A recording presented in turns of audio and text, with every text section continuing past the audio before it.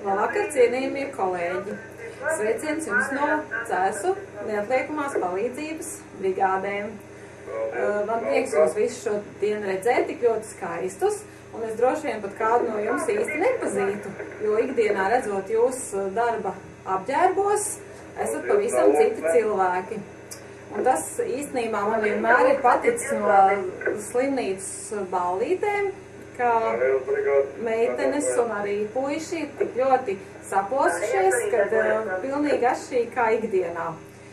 Un man ir prieks, ka mēs joprojām kaut esam pārgājuši citā darba vietā, tā kā uz vienoto dienestu, bet mums ir kolosāla sadarbība un joprojām mūs sagaida kā jauks kolēģis slimnīcā un ka varam atrasties arī šajās skaistajās telpās. Un novēlu jums laimīgu jauno gadu un pastāvēt slimnīcai un nepadoties.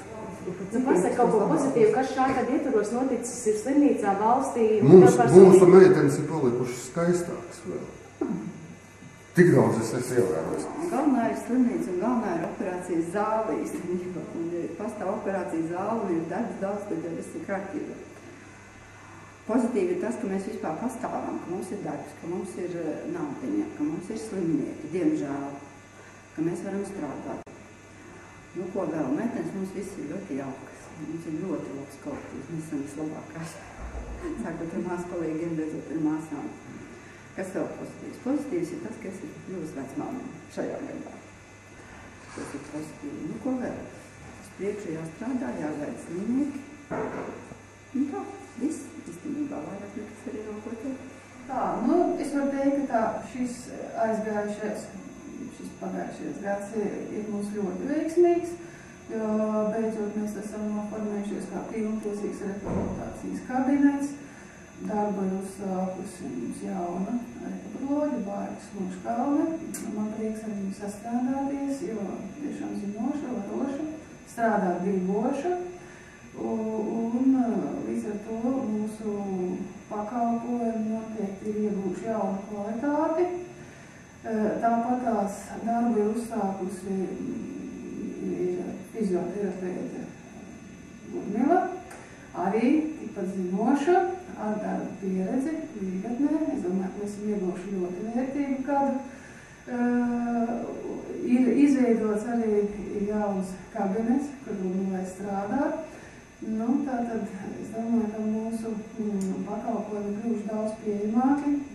Pie mums pagaidām vēl neveidojās rindas, bet mēs strādājam ar lielu deksmi. Spējam apkalpot daudz klientus, gan slimnīcas pacientus, gan arī ambulatoros. Darba apjoms ir pieaudzis. Es domāju, ka ir viena daļa pacienti pārnākšu pie mums no daža laba privātā kabineta. Es domāju, par to mēs varam tikai priecāties.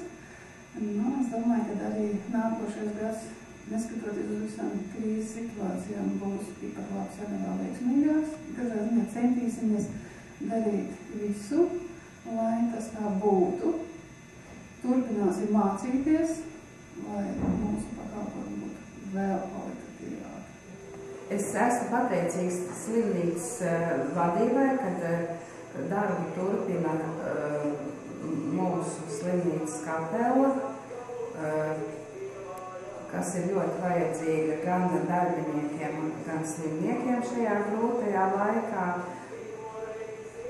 Vēl pateicos mācītājiem Didzim, kurš mums palīdz sagatavot radioraidījumus vienreiz mēnesī, kas uzrunā vairāk pacientus nodaļās. Vēl es gribētu pie šīm labām ziņām pateikties par to, ka no 1. decembra kabinetā sāk strādāt jauna darbiniece. Un vēl es visiem novēlu svētīgu jauno gadu.